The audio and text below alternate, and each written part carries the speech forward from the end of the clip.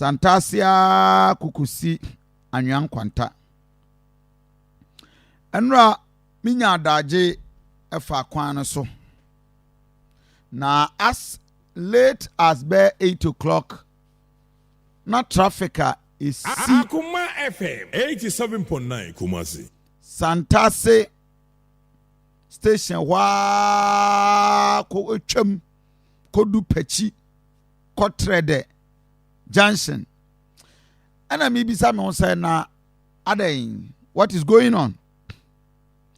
Okoja my best start time Santasi stretch no not the Anwiankwanta but the Santasi stretch traffic. Abisanfo mo amonam Kumase mo na masaf tafo kwa timetimu a anope wo kan komo no bi. Wonam Akuma FM 87.9 kwa makro kwa ofin so a nkomo yi wo kan ho bi. Ebu akwafo de mo headache so atekakra. Nanso contractors na eye ebu akwa kromo mfimfi no yehu omu biem na amwa wuku anope won so wo miss call wa ha from macro ekokosi agogo bridge da ho enua asi bridge no ma before UCG bridge ni buagum say engineers ma won te ya. These are basic things. FM 87.9. Sa area ni nyina wuku fa ho. Among frefra moni se matemamufo ne mre. Na toda moya me akasa dodo. Say leadership is being responsible. Edi akra na mpanimfo bi ya da pafo kroma sei. Awuku amwa wuku. DCE for MC for Chomangwa Bieja South. Ebu akwa macro enra me fa ho kwa asore. Na me see Jesus Christ. What is going on? Now, mama started with Santasi kwan. Anope mo amonam Santasi amoba mo ko nyina mamo yakọ. Munue na menue. Adentra. Yati kromwa na 16th October. Atefo ntien ye pa 16th October. We are in the month of October. And now 9th October. 16th October 2021.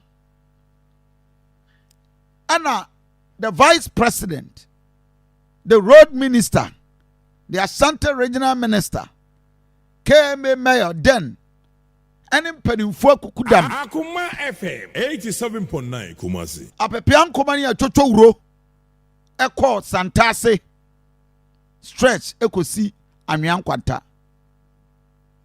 G Quay Prong Biemu. Koja mine not Kumasi or Boase, Santasi-Anwiankwanta stretch. Bie kwanimu udu dominasi Johnson. Me mami afuo iso, ye ba mu o. Mami afuo iso, ye ba mu o. Bai benkum bai nifa. Bai mu ko ha. Store se wo containers. Ni ejirigu ni ebu ni esai no. Hey. Dia na ekoso so Kofi Job. Aban me ababa ye kwan na Syria callers and MPP party supporters estati ye Kumasi for amompe adi pay ye baba ye kwan ma Kofi Asante mani ewo Kofi Asante ye kwan yo yes bo menana ye nyina kure ye tim Santasi for traffic ekun omo nyame ya adom na ye bie kwan mu a Kofi Asante se de ye nyina ye pani awurade de ye da na se Kofi na ben timi nya na bra be hwa na be wudi aban be ye be wudi aban be ye Kofi Asante ye ka asem a wonyini we Thomas Dodo Kofi Dante Thomas come and celebrate the government na the man for there no do so abenyo 16th October 2021 and ye tamum fidie tukogu ho Kofi Job no obu nkofo dan no obu nkofo mfuo no obu nkofo stores na wana wonya pressure, wana wonya hypertension, wonya diabetes. Na ye shumi ni nyina gu. Akuma FM 87.9 Kumasi. Ubie wano a yase wa mamboyefo all because ye kwan na wo se ye mpene. Ni ye kan ya no tum na adwom. Ni ye de mpaebo so mu. Awurade boa. Na ye ntimi nyeye. Awurade boa. Na kwan ya ye de. Ye wi anyame ba ya adom. Ye nyina beboa. Ebusanfo October 16th, 2021, 2022, 2023, ebesine. Enra, enyumre be 6:30, 6:20. Akuma FM 87.9 Kumasi. Ultra Dominance Junction. Police for barrier. Ewo Dominance Junction no. Police for barrier. Therefore, police barrier na ewo. Ultra okwa wanimu amna kesiye eda ho. Emenra I wept. Na nsuo to. Na ka bia ba mnanim. Na drivers ejina mnanim na ne battery. Oya na ne battery na terminal na afri so. Na adaka apate nchen 87.9 Kumasi. Na a good Samaritan atu ne battery edenam nsuo nim. Na mi kura me car. Na bi du ho na abisanfo mo share Facebook page. This is how far we went. Se si a wo share erosion a start yi kwan no. Kwan ni nyina start bubutua e wa Anwiankwanta Santasi kwan. Anopai Regional Minister Bemena DNSC Kofi Job Akuma FM 87.9 Kofi Job move ko sa kwan we so na no chairman sabonsu babeta. The last interview I mean chairman sabonsu ye. Wase no ofri asen na no election a okoye eba. No share kwan so ye dwi kwan left and right. Ubisa Kofi Job say abai ka kire ne say Kofi move na kwan no se na Kumasi for kasa dodo. Nti ko na kwaya akwala Jesu contract. Na Kumasi for kasa ya to abawie ye nya bibia ma wo mu nti no wo mu kasa ye hu se mfidie gu kwan no so a they will shut up. And ye dimirika kwata Anwiankwanta kwan no so.